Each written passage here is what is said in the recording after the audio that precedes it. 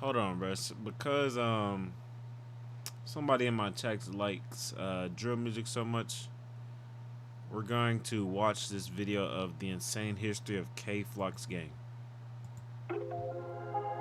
Y'all see him in the chat right there.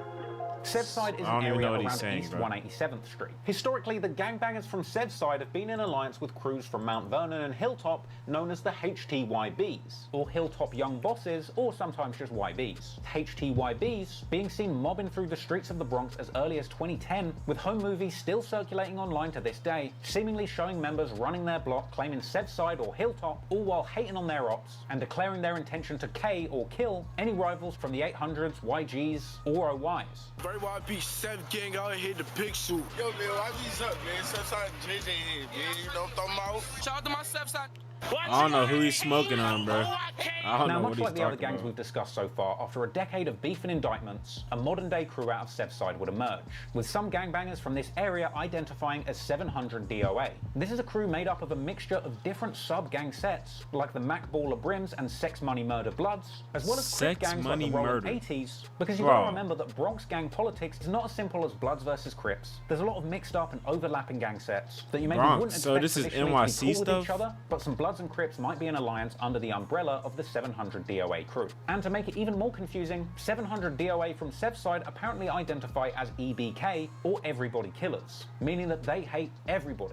There might be a few friendships and alliances between some DOAs and OGs, but one thing's for sure, the guys from DOA have furious beef with the likes of the YGs and the OYs, and things can get very confusing and very dangerous indeed. Now, the most famous of the SevSide rappers from the Bronx is, of course, K Flock. But before he was known for his raps, he was just doing his thing in the dangerous streets of the Bronx alongside a couple of his friends. More specifically, Dougie B and B Love, who actually is OGs, with this trio. One thing I've learned, bro, can't call everybody your friend, bro. You gotta watch your back at all times, bro. Especially whenever you're in the streets like this. Being SevSide natives, growing up on 187th Street in Belmont in the Bronx. Where are you two from and how did y'all get into this music stuff? From 187. 187. Okay. Now, it was apparently B Love who started rapping first out of this trio. Funnily enough, citing his biggest inspiration in the rap game as Chicago drill rapper turned convicted murderer Rondo Number 9.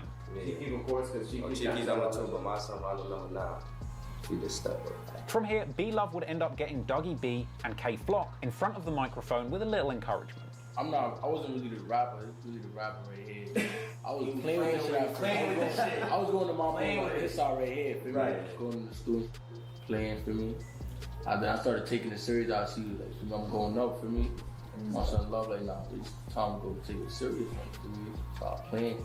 Little did this trio know that together they would be pioneering. Nigga, that's not what I asked. I asked, we're gonna get to that. I asked, how old are you, bro?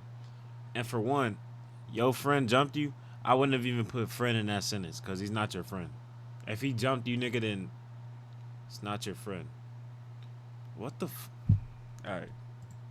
One of the biggest musical movements to come out of the Bronx since the 70s. You're 10 and you're watching stuff like this. And despite convincing two of his day one homies to get into the rap game, B Love himself said that he didn't really see the potential in music initially. It was only after spending some time in prison that he would realize that rapping could be a legitimate way out of the streets upon his release. What was like the moment for you that really kind of made you want to like do this in a more serious manner? I got locked up. We got a charge. When I came home, nah, like, you gotta keep going. I started taking shit serious, man. Really taking shit serious. But sadly, through their journey into the music industry, there's been a whole lot of setbacks and backstabs. The guys from SevSide used to hang out with another rapper called PNVJ. Bro, you literally, you're not living that life, though. One of the first people in the Bronx to rap over a UK drill beat and introducing Dougie B to the potential of the music industry. How did you get into music? For me, I don't with it, but like, for me, PNVJ used to be from my hood. For me, I ain't going. Bro, have you heard about... Bro, you're not in that life though. You've never killed nobody. You've never had nobody slide on you. Like, you was not posted up on a block, nigga, at 12 p.m. waiting for nigga to slide on you or to deliver some drugs to you. You're not living that life, buddy. You're 10 years old. Stay in school and stay in books. Cause like that's gonna be the best thing for you. What are you talking about? Like, bro, what even got you into this drill music shit, bro? This is not the life that you live. Maybe for them, not you. And also, I paused the video, not for that reason. I paused the video because Girls, bro, I've heard of so many girls that set up they man, bro. Like, it's crazy, bro. A lie.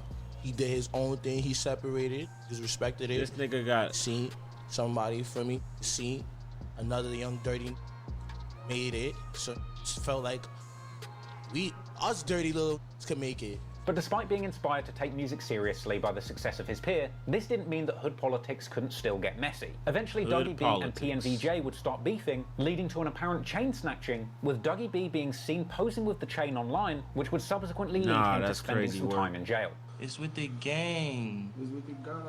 This is why I stopped Oh shopping my on Amazon. gosh, and you bro, should too. damn, Don't bro. spend another dime on Amazon. That's dancing. PNV side. That's the. Me and my homie got slid by a 15-year-old. He had a knife. Bro, you're not living that life. Do you own a gun, bro? Come on. PNV dog, bro. And why would a 15-year-old slide on a 10-year-old? Why are y'all even what? Tell him call me, G. Come on, shut. My flockers is taking your chain. He even said it, you kid. My flockers is taking your chain, you stupid. Even K-Flock would be seen bragging on Instagram about the chain snatching too. No, because I dressed like a teen. Fortunately, Dougie B What? would find out that his streaming numbers were going up from jail, are you talking realizing about, that there bro? would be an opportunity for him in the English. rap game when he got out. Tell my mom, like, Mom, check Kayla, check the YouTube shit. Like, You got a million views in less than like a right month. before I come home, no, I get like for me, I got to defend me when I was just on program shit, they did them YouTube shit. I seen this. I'm like, I seen him too. I'm like, nah.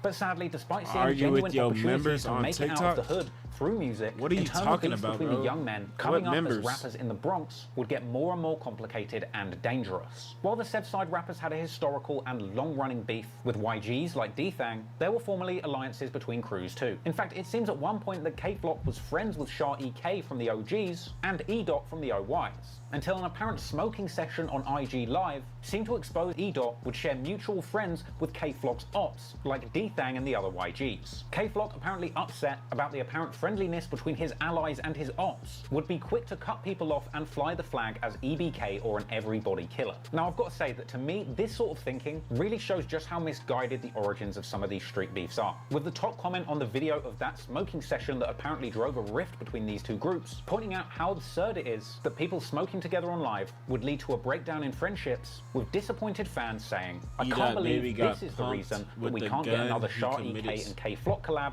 or an E-Dot and What K-Flock are collab. you Now, fucking E-Dot talking would go on about, to bro? say that he felt that K-Flock turned on them why out are of you jealousy into this, over bro? You are E-Dot's 10 budding years success old, in bro. music. Cause I'm 15. I was 15 with 1 million views. I'm about to be 16 with 2 million views. They ain't never do that before. All my ops, Who committed 18, suicide? 19, 20, 21. I be for old, straight old. Word of my mother is asking me for songs, bro. Asking me for songs, wanting to be on songs with me. Be mad cause they get a feature with me. Word to my life, that's what it all be about. And they try and make it, they come to the net and try and make it seem like it's something else. It's a whole nother problem. No, you mad cause you ain't get a song with me. But K-Flock would go on to say, in response to fans saying that E-Dot made a big mistake being on that live, that he doesn't care, because the way K-Flock sees it, if a friend smokes with an op by mistake, he can also get shot by mistake. And now he's gunning for E-Dot and anyone he's affiliated with. You wanna smoke with a hop by mistake? You gonna get shot by mistake. What am I, that? When E-Dot see me, word of my mother. And whoever with him, gonna have to run with him. Word of my mother, I ain't gonna lie. Cause bro, word of my dad, nothing is stopping me from upping this gun at that little. Nothing to stop me. The cops, nothing, bro. Word of my mother, bro. That little gotta have his gun on him when he see me, bro. That's... Now look, I agree that seeing an IG live with someone who you thought was your friend, smoking with somebody that's affiliated with your enemy, might be a silly reason for a normal person to end a friendship. But let's not forget that when you're part of a gang, I ain't gonna things lie, I go a would've little ended bit the- deeper than that. If someone you thought was your friend is I with ain't an gonna lie, I enemy would've- who says that they're smoking one of your dead friends, I ain't gonna lie, I would have ended the friendship too. I ain't gonna lie, bro. Fuck it. That's why I don't say nobody's my friend. I say I got brothers, but like, I'm always watching, bro. Think nobody's slick, bro. That's a bit harder to get past. Furthermore, if you're really that deep in the streets, keeping the wrong friends can be deadly. You can get double-crossed in an instant, and considering just how dangerous the streets of the Bronx can get, getting caught off guard by an enemy or former friend can mean instant death. So, now it's time to take a closer look at some of the people who weren't so lucky. Some of the young men who lost their lives before they would really have ride or die, word to my dads. You're 10 years old. You probably gonna lose some friends, bro. I ain't gonna lie. But make sure you always watching them, bro. Niggas do weird shit, bro. an opportunity to make it through music or some other way. So let's start off with a name who you might hear referenced frequently in a lot of Bronx drill music. That name is Wu Lottie. Spike Rush. Yep, and we're not watching that at Ariari.